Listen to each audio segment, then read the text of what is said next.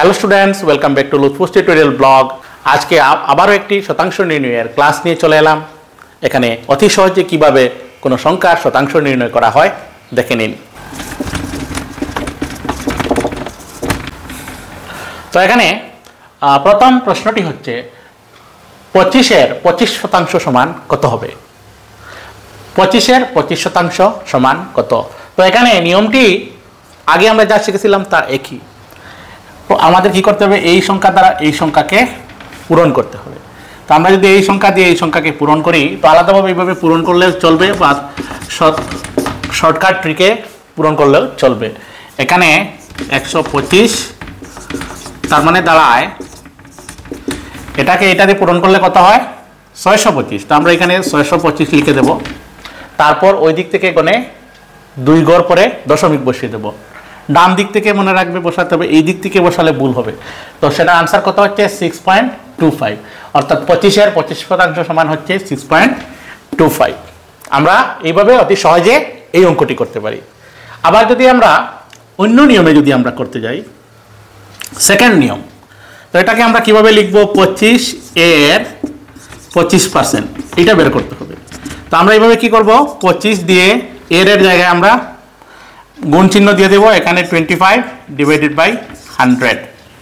তো এবার কি করতে হবে? এই দিয়ে এইটাকে আমরা ভাগ করে দেব। অর্থাৎ 25-একে 25, এখানে 4 25-এ 100।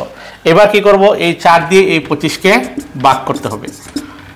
এই তো আমরা যে 4 দিয়ে এটাকে ভাগ করি, 4 6 24, কত থাকবে? 1 10, 4 দুগুণী 8, কত থাকলো? 2, 20 থাকলো, 4 5 20, অর্থাৎ 6.25।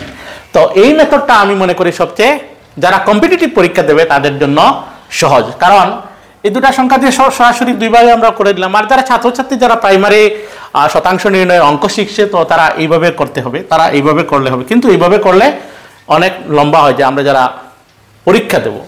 তো আমরা আরেকটি উদাহরণ নেই, আমরা আরেকটি উদাহরণ নিচ্ছি। 72-এর 22% কত হবে? তো আগের মতো আমরা কি করব? 72-কে পূরণ করে দেব।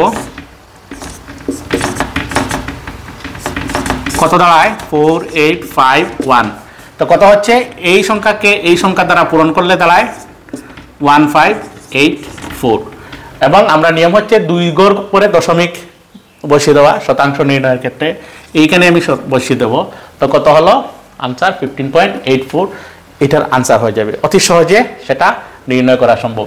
আবার আমি দেখি অন্য নিয়ম যদি দেখি, 72-এর কত হচ্ছে হবে? 22%। আবার 72 ইন্টু 100, 22% এইভাবে 22/100 লিখে যায়।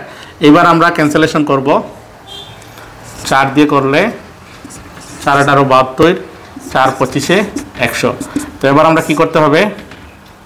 আর যাবে না, 25 আর উপরে আছে 18, 22 আমরা আবার মাল্টিপ্লাই করব। 34 2 18 36, কত দাঁড়ায়? 396। এই 396-কে আবার 25 দিয়ে ভাগ করতে হবে। তো এখানে কত হবে? একবার যাবে 50, 25-একে 25, এখানে থাকবে কত? 4, এখানে 6। তো এবার কত যাবে? 5 বার যাবে। 5 25-এ 125। তো কত থাকলো? 1, 4 থেকে 2 দশমিক দেব, 10 বসিয়ে দেব, 8 বার যাবে। তো এইভাবে অনেক লম্বা হয়ে যায়। তার মানে আমরা এই নিয়মে যদি আমরা এই অঙ্কটি করে নেই, অতি সহজে আমাদের শতাংশ বেরিয়ে আসবে। আরেকটি উদাহরণ নিচ্ছি। এবার আমরা নিচ্ছি 34-এর 13% কত হবে? তো আমরা আগের মতো 34 আর 13 আমরা এইভাবে পূরণ করে দেব। পূরণ করলে কত হয় দেখুন? 34 13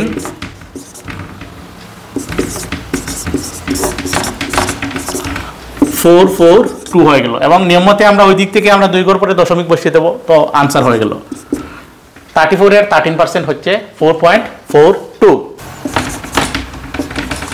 41-এর 52% কত হয়? তো 41-এর 52% আমরা অতি সহজে বের করব। নিয়ম হচ্ছে এই সংখ্যা এবং এই সংখ্যাকে পরস্পর গুণ করে দেব। তো দেখি তো গুণ করলে কত হয়? 52 আছে 41, 52 তো দাঁড়ায় কত আছে এখানে 2132 হয়ে গেল, 2 ডিজিট পরে আমরা দশমিক বসিয়ে দেবো ডান দিক থেকে, তো আনসার হয়ে যাবে 21.32। এইভাবে আমরা অতি সহজে বড় বড় সংখ্যার পার্সেন্টেজ নির্ণয় করতে পারবো। এবার আমরা আরও একটি শতাংশ নির্ণয়ের টেকনিক শিখব। যেমন আগে আমরা বের করেছি দুটা সংখ্যা, যেমন 65 এর 35% কত, এইভাবে বের করেছি। আজকে আমরা শিখব যদি কোনো সংখ্যার সঙ্গে শূন্য থাকে, শূন্যযুক্ত সংখ্যার দ্বারা কিভাবে আমরা অতি সহজে শতাংশ নির্ণয় করতে পারি। চলুন দেখে নেই। আর আমাদের এই অঙ্কটি করতে হবে, 120 এর 800% কত হবে।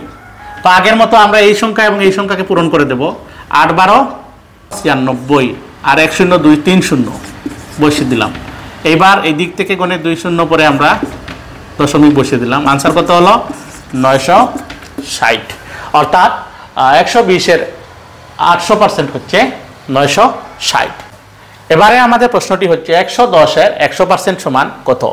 তো এখানে কি হবে, এই সংখ্যা দিয়ে এই সংখ্যাকে আমরা পূরণ করব। কত হবে 11 একে 11, 1 0 2 3 0। আমরা ডান দিক থেকে 2 ঘর পরে দশমিক বসিয়ে দিলাম। আনসার কত হচ্ছে 110। তো এবার ছাত্রছাত্রীদের জন্য একটি অঙ্ক দিচ্ছি, যেমন 30 এর 300% সমান কত। এই প্রশ্নের উত্তর কমেন্ট বক্সে লিখে জানাও। ধন্যবাদ।